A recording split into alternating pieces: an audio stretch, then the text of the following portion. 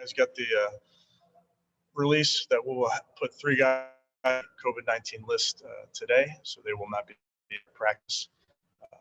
Also, is home sick, so he won't be out there in practice.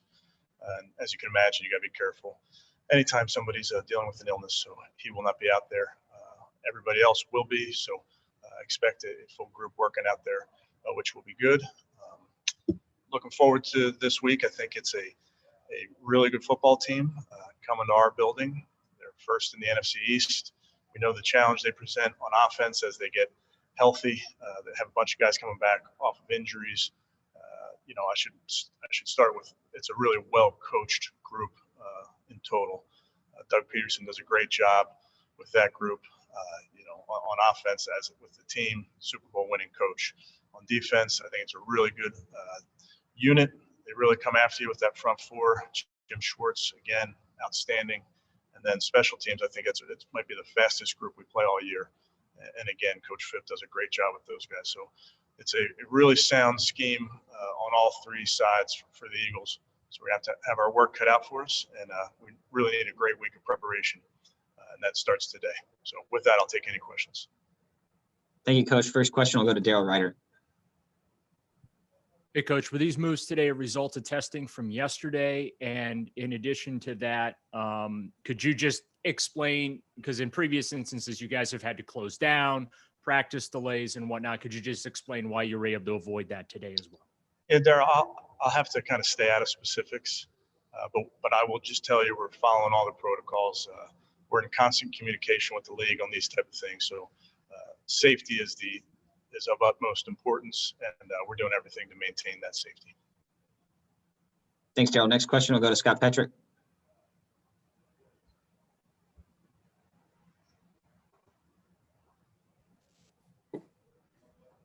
Hey, Coach, can you hear me? Gotcha. Okay. Hey, I did not hear who you said was going to be homesick. Myles Garrett. Myles. Okay. And what do you do special teams wise when you don't have your number 1 long snapper? I know you have an extra kicker, but what about the long snapper? Yeah, we have backup long snappers. I have many guys want to be a long snapper, but we have a few guys that already practice it. Mac Wilson being one of them. So we'll just make sure that we have a plan if we're without Charlie. And that includes Sunday. I mean, the goal would be, I guess, to have him back, but if you don't, would you have to bring somebody in or go with somebody you already have? No, we have guys on the roster that can do it. Okay, thanks. Thank you, Scott. Next question goes to Jeff Shadell. Hey, Kevin, I don't want to expect you to share this with us, but when these guys do test positive, do you ask them what happened, that they may have contracted this illness or what? Well, you're right, Jeff. I can't go into specifics, but I would caution you to say adding anybody to the list does not mean they tested positive. So we'll just make sure that we're, again, following all the rules. Thank you, Jeff. Tony Grossi, you have our next one. Hey, Kevin, I'm curious about Hubbard and Janovich. According to the rules, if they were asymptomatic, they could have been back by now. What is their status? I don't think that's true, Tony. I think if you test positive, it's, I believe, 10 days. Oh, even without symptoms? Yeah. Okay. All right. With that in mind, then, your plans at fullback, you have one on the practice squad, or might we see Chubb and Hunt together? Yeah, I think we talk about all those things, Tony. Without Andy, we've got to look at the tight end room. You got to look potentially at elevating Johnny Stanton. You look at using a halfback there. So those are things that we're talking about doing. Thank you. Thanks, Tony. Next question, Nate Ulrich. Hey, Kevin. With Jack Conklin, kind of uncertain right now, and Chris Hubbard, is Kendall Lamb your right tackle? Yes. Okay. And what have you seen from Kendall Lamb that, we haven't seen him out there, but behind the scenes and in practices that, might give you some confidence if you have to go that route? Yeah. Kendall works extremely hard. He fits the bill of the guys that we're looking for. He does a great job at practice. I mean, I see him a lot because he gets a ton of reps on the scout team. So he's blocking Myles Garrett many times, Olivier Vernon. So he gets great work during the week. Very conscientious person, player, studies real hard. So should he be the guy, he'll be ready to go. And with Miles, with all these, recent COVID list additions, have you guys ruled out any COVID related issues for him, or what exactly is going on there? Well, I mean, with 2020, I don't think you rule out anything, but Yeah. obviously he's not going on the COVID list. So he's sick, and we'll make sure that that we again follow all the protocols. This is like Odell, maybe like a month ago, what you had to go through with him. Yeah, similar, how it is if guys are sick. It's not like the old days where you say, all right, come on in later in the day. You can't do that. Thanks. Thanks, Nate. Steve Dorshik will have our next question. Coach, in a passing league, you're not going to be able to get away with the game plan you can execute in a windy weather game. What's your level of optimism that you can get a passing game going as needed to score the points necessary in a different type of game without weather? Yeah, Steve, I have tremendous confidence in our group, and I think you got to be able to play the game that's called for, and that's kind of what we've done last week. Certainly a couple weeks ago was to a lesser extent, but I take ourselves back to the Cincinnati game. So, there's been moments where we're going to make sure we do whatever it takes to score points, and I have tremendous confidence in our run and pass game. Question about Miles Sanders in terms of he's, if not torn up, the AFC North performed very well. Do you and your people look closely at frame by frame of all those division games in addition to the other ones, or what does it say that he's had real success against the North? Yeah, Steve, he's a big play running back. I mean, like you mentioned, you watch the tape of those games in our division. He's ripping off long runs, and I think he just has that ability. He has that speed. He has the vision to do that. So we watch all the games. So our coaches are well aware of what he brings to the table. Mary Kay Cabot will have our next question. Yeah, it seems like Carson Wentz is struggling this season. A lot of interceptions, and those guys are coming off a little bit of a rough game. Can you just, what are you seeing on film from Carson, and what does he bring? Yeah, I have a lot of respect for Carson Wentz. I think he's an outstanding football player.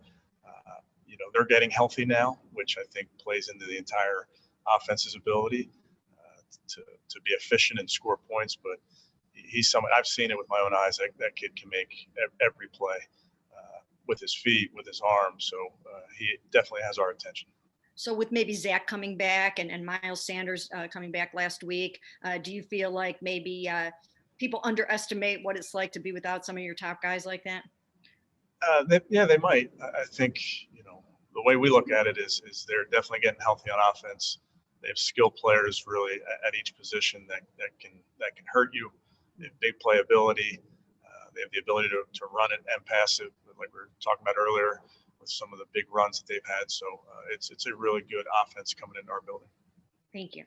Thank you, Mary Kay. Aditi Kinkabwala, you're up.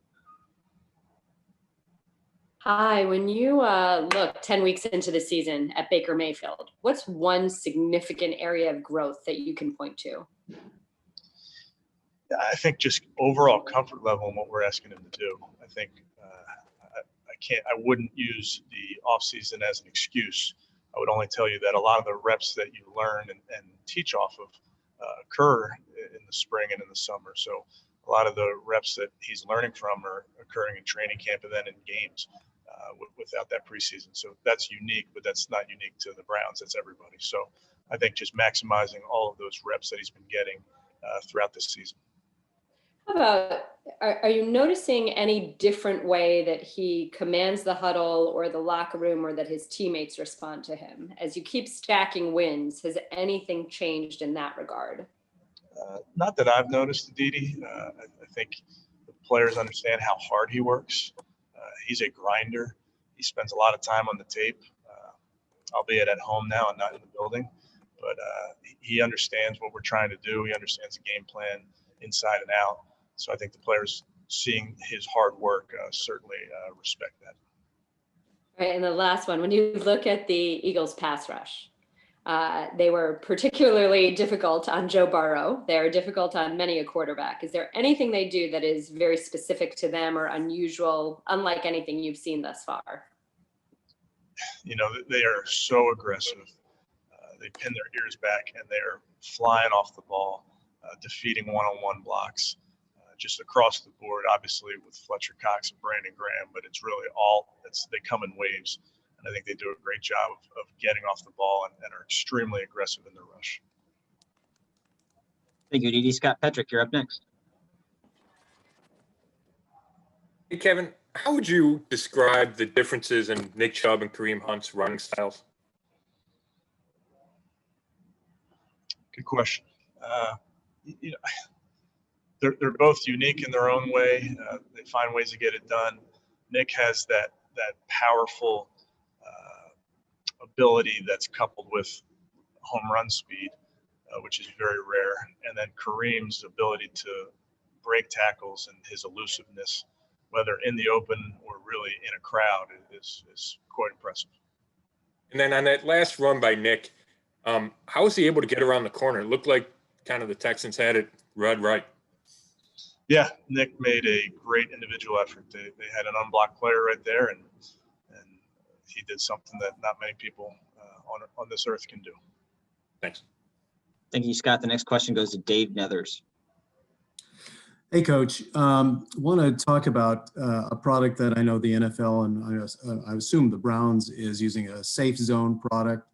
And with COVID popping up among some players, can you tell me about the use of that product as a wristband or as a pendant or however your team is using it, and how it's helping you determine maybe who these positive players have had contact with? David, I'm not quite sure I understand the question, to be perfectly honest. What product are you talking about? Coach, I believe he's referring to the Connexon devices. Oh, the Connexons. Gotcha. This one. Yeah, so obviously we wear these the minute we walk in the building. They're on full display so that if someone else is wearing them, they start blinking red. So you're aware that you're within 6 feet. We wear them everywhere. The players wear them out to the practice field. Really anywhere you are in this building, you have a Connexon device on, so that at the end of the day, you can pull all the data from these and tell you if you've had any close contacts. And our goal continues to be to have 0 close contacts. Thank you, Dave. We'll go to Tony Grossi. All right, Kevin. 70 years ago, the Browns won a game without attempting a pass. I wasn't there, but it happened.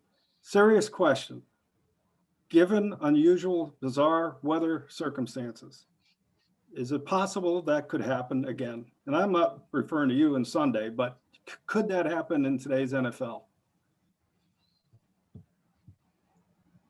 Anything's possible, Tony, but there's been some games, I'd say recently, that have had some bizarre weather out there. Our game, you were still able to throw it at times when the wind maybe died down a little bit. But I can picture some snowy games, some games that seem to be occurring in a hurricane where they still were throwing the ball. So I'd say it would be unlikely. Thanks, Tony. Scott Petrick.